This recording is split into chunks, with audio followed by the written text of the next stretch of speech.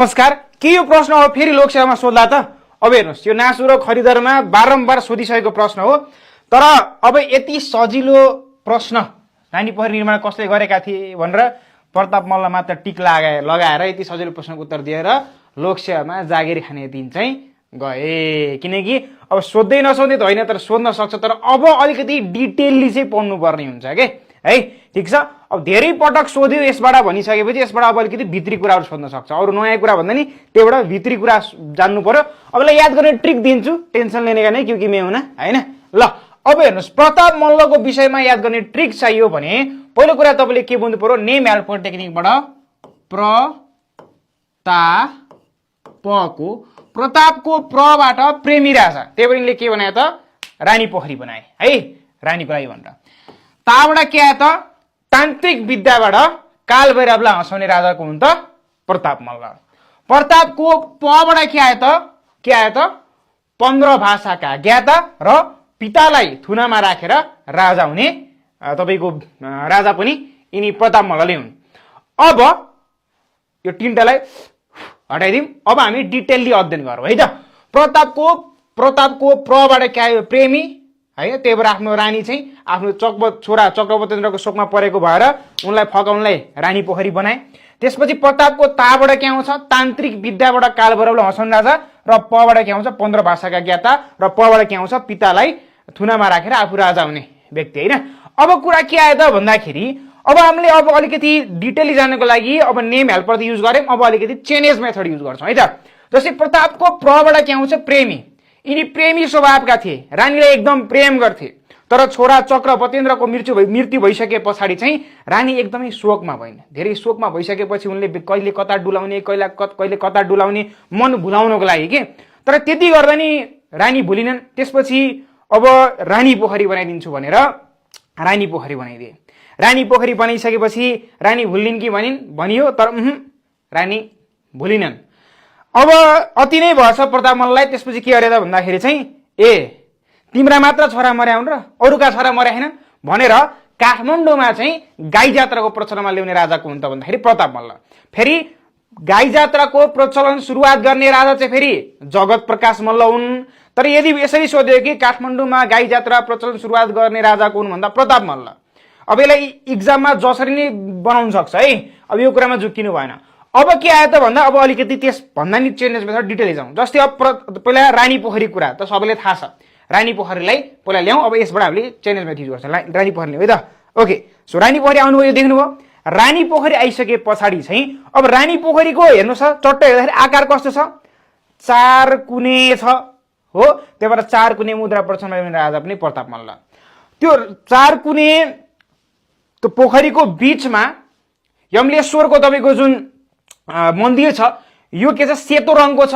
त्यही भएर सेतो रङको यो रानी जुन यो मन्दिर भएको कारणले गर्दाखेरि सेतो मसिनाथको जात्रा प्रचलनमा ल्याउने पनि प्रताप मल्ल हुन् भनेर एउटा लिङ्क बनाउने के है। किनकि रानी पोखरी हामीलाई थाहा छ, रानी पोखरी 4 कुने छ, 4 कुने सिक्का प्रचलनमा ल्याउने, त्यहाँ बीचमा सेतो मन्दिर छ, सेतो रङको, सेतोबाट सेतो मसिनाथको जात्रा प्रचलनमा ल्याउने राजा भनेर बुझ्नुस्। प्रबाट प्रेमी थिए, प्रेमी मान्छे अलिकति नाचगानतिर इन्ट्रेस्टेड हुन्छन्, त्यही भएर हरिसिद्धिको नाच हेर्दा जाँदै बन्ने राजा पनि यिनी भनेर बुझ्नुस्। एउटा प्रतापको ताबाट के आउँछ तान्त्रिक विद्याबाट काल भैरवलाई हँसाउने राजा।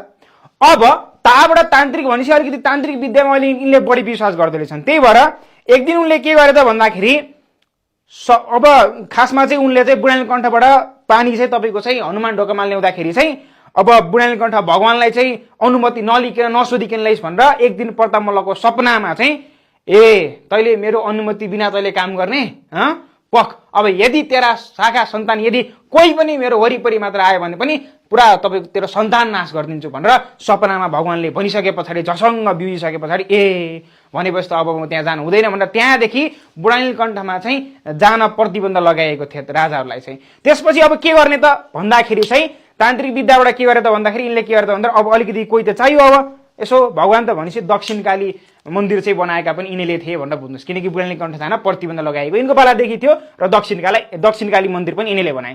त्यसपछि प्रतापको पबाट के आउँछ त भन्दाखेरि प्रतापको पबाट के आउँछ भन्दा 15 भाषाका ज्ञाता, जो मान्छे 15 भाषाका ज्ञाता हुन् यिनलाई के भनियो कविन्द्र उपाधि, के आफ्नो नाम अगाडि कविन्द्र लेख्थे। कविन्द्र भनेको एक्सपर्ट। त्यही भएर किन भन्दाखेरि पबाट 15 भाषा, कति भाषा ज्ञाता भनेर इक्जाममा सोध्छ, कति भाषाको ज्ञान थियो उनलाई भन्दा पबाट 15 भाषाका ज्ञाता थिए।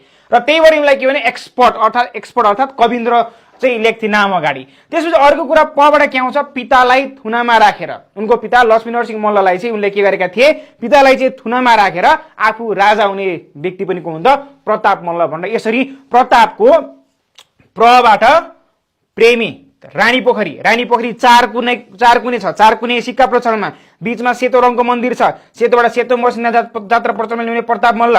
त्यसपछि प्रेमी मान्छे नाचगानतिर इन्ट्रेस्ट हुन्, त्यही भएर हरिसिद्धिको नाच हेर्दै मर्ने राजा यिनी भयो। प्रतापको ताबाट के आउँछ, तान्त्रिक विद्याबाट कालभैरवलाई हँसाउने राजा।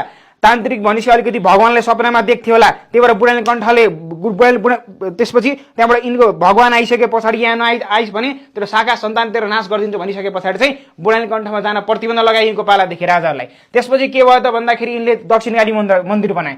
त्यसपछि पबाट के आउँछ, पबाट 15 भाषाका ज्ञाता, पबाट पितालाई थुनामा राखेर आफू चाहिँ राजा भएका। पबाट के हुन्छ भन्दाखेरि चाहिँ अर्को 15 भाषा ज्ञाताबाट जो मान्छे 15 भाषाका ज्ञाता छन् उनले आफूले एक्सपर्ट माने, एक्सपर्ट अर्थात् उन नामको अगाडि कविन्द्र लेख्न थालेका थिए भन्न तपाईँले यसरी चाहिँ बुझ्न सक्नुहुन्छ। अब यसरी पढ्यो भने चाहिँ तपाईँको के छ, सर्लक्क सबै कुराहरू चाहिँ हामीले तपाईँको नेम हेल्पर युज गर्यौँ, त्यसमा हामीले चेनेज युज गर्यौँ। त्यसमा चाहिँ अब यसरी चाहिँ तपाईँले पढ्नु भने सजिलो हुन्छ। पढ्दाखेरि चाहिँ मजाले पढ्ने, एकचोटि पढेपछि दुईचोटि पढ्नु परोस्, धेरैमा 2 देखि 3 पटक पढिसकेपछि फेरि त्यसलाई दोहोऱ्याइरहनु नपरोस् के। 1 महिनापछि इक्जाम छ त्यसको लागि एकचोटि पढ्नुपर्ने, फेरि 3 महिनापछि इक्जामलाई फेरि पढ्नुपर्ने, फेरि 5-6 महिनापछि अर्को इक्जाम आउँछ त्यसको लागि फेरि 0बाट पढ्नुपर्ने। त्यसरी पढेर हुँदैन, बरु आनन्दले पढ्ने, जति पढिन्छ मजाले पढ्ने। लाइभ क्लासको लागि तपाईँलाई थाहा छँदैछ, यो सम्पर्कमा तपाईँले व्हाट्सएप गर्नु पर्यो हैन। सो हाम्रो लोकसेवा लाइभ क्लासको लागि चाहिँ अब यसमा चाहिँ तपाईँको के हुन्छ भन्दाखेरि तपाईँको जीको फुल कोर्स हैन, तपाईँको टेस्टदेखि लिएर हैन, त्यसपछि सबैको तपाईँको चाहिँ के हुन्छ भन्दाखेरि हाम्रो how to increase your memory power, numerics कसरी बनाउने त्यो टेक्निकहरू पनि देखि लिएर, अनि त्यसपछि तपाईँको यही फीमा तपाईँको नोट्सहरू पनि प्रोभाइड गरिन्छ, लाइफ टाइम तपाईँलाई जीकेको नोट्स, त्यो हामीले त्यसमा करेन्ट एफेयर्सहरू पनि अपडेट गर्दै जान्छौँ।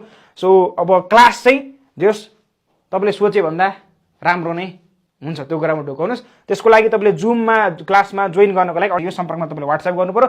मेहनत चाहिँ गर्नु पर्यो, मेहनत गर्ने मान्छे, केही गर्छु केही आफ्नो जोस भएको मान्छे चाहिँ क्लासमा जोइन गर्नु होला। 0 लेभलबाट सुरु गर्न चाहने विद्यार्थीहरूको लागि स्पेसिफिक क्लास हुन्छ है त। So that's my time for today. Thank you so much everyone.